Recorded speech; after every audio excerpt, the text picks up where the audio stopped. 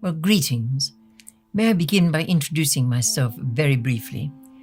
All I ever say about myself is I'm actually a nurse and a social scientist by intention and a baroness by astonishment. How do I use the privilege of being in the House of Lords, which is what being a baroness gives you? And the idea came very clearly. It's a wonderful place to be a voice for people whose voices are not heard. And that is how I use my role there. And what a privilege it is to be able to speak for people whose voices are not heard, such as the people of Artsakh, Nagorno-Karabakh, and the people of Armenia whose voices are not heard as they should be. Indeed, it has been said by people, it may indeed be an impending genocide.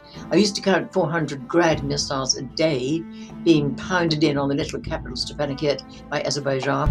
This is the road which is trying to go from Armenia into Nagorno-Karabakh. Blocked what's called the Lachin corridor, which is the only road connecting Armenia with the little land, what remains of it in Nagorno-Karabakh. Lords, I've had the painful privilege of visiting the region more than 85 times during the wars in the 1990s and 2020.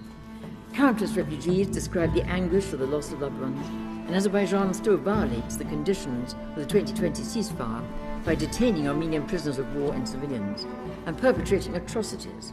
The UK has failed to acknowledge, let alone address, the root causes of mass displacement. Perpetrators have carried out atrocities with impunity. The international community should be calling Azerbaijan to account for the suffering it has already caused and is continuing to cause. And the little land of Nagorno-Karabakh, historically ancient Armenia, has now been cleansed of all Armenians, a real case of ethnic cleansing. The Armenian people who've held a front line of faith and freedom for the rest of the world. We've done so in great sacrifice and enormous suffering. And you live with neighbours who do not have any respect for human rights or democracy, but you are like a beacon of light in a very dark part of the world. Well, the stories they told were heartbreaking. As I already indicated, one of the great tragedies is that they don't know if their loved ones have died. Well, it's tragedy, big tragedy. But almost worse is if they're missing, because they know what the Azeris will do very often to prisoners. And we've got horrible stories of the way they perpetrate atrocities. We then visited Stepanakert, and there we saw some of the evidence of Azerbaijan attacking deliberately civilian targets. This was the maternity hospital, direct hit, as you can see, and absolutely, well, devastated. The Armenians find it very difficult to speak with hate. I have not seen hate in an Armenian's eyes. After the battle for Lachin, that little town, for the Lachin corridor, essential, opening that corridor for the passage of goods and urgently needed supplies into Artsakh, which before had to be taken by helicopter under fire. I'd like to pay a tribute to the helicopter pilots. I travelled with them many times under fire, and I always wear a lovely little tribute they gave me of a heart. That's from the helicopter pilots, some of whom died, keeping open the corridor by air. I visited a village called Marahar just after a massacre had taken place there.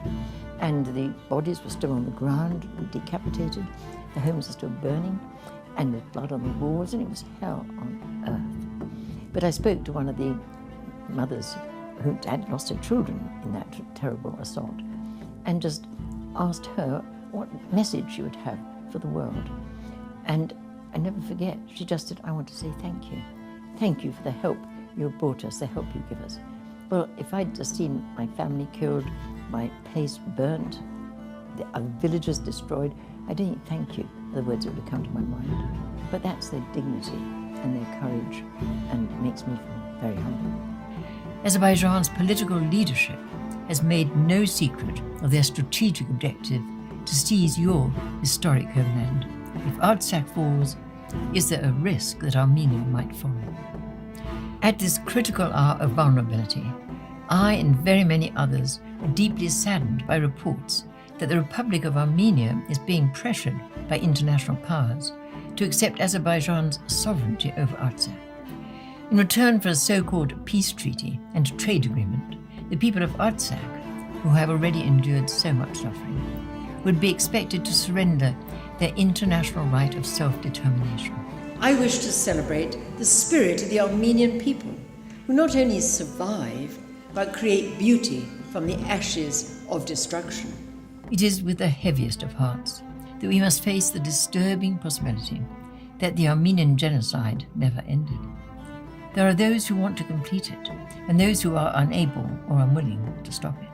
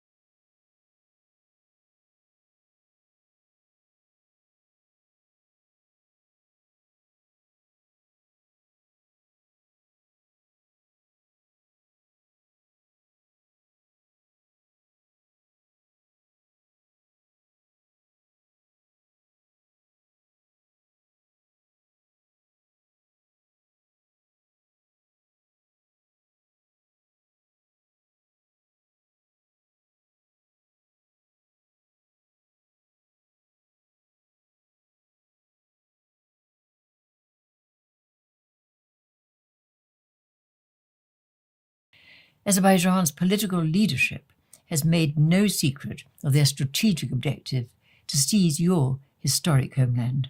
If Artsakh falls, is there a risk that Armenia might follow? At this critical hour of vulnerability, I and very many others are deeply saddened by reports that the Republic of Armenia is being pressured by international powers to accept Azerbaijan's sovereignty over Artsakh. In return for a so-called peace treaty and trade agreement, the people of Artsakh, who have already endured so much suffering, would be expected to surrender their international right of self-determination.